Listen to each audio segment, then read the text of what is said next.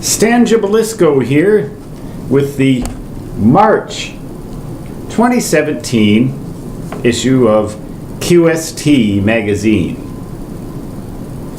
I have been a radio ham now for 51 years, almost 51 years. It'll be 51 years in March.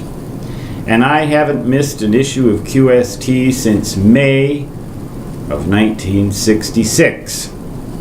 Sometime in the early 1970s, I became a life member of this organization, and I've received every issue of QST free since then. It was a lot cheaper to get a life membership back in the early 70s than it is now, but of course prices have gone up, inflation has gone up, or has caused prices to go up.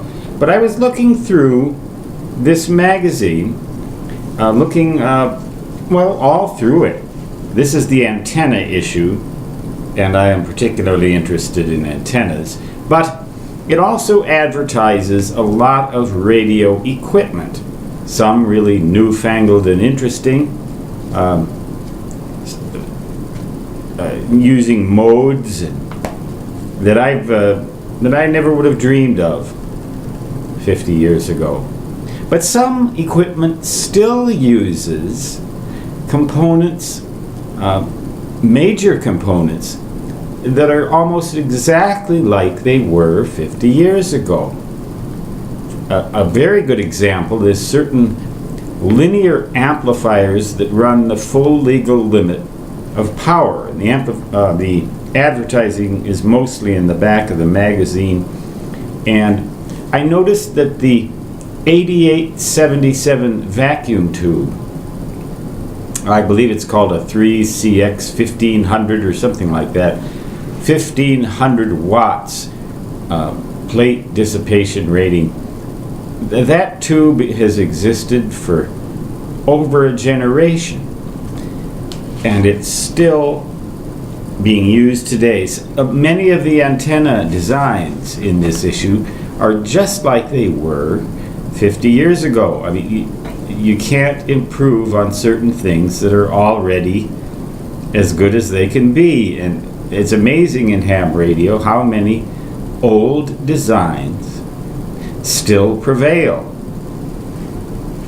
So if you can possibly become a life member of this organization, and basically that means if you can come up with the cash or the money to do it, and you're young enough to warrant doing it, please do.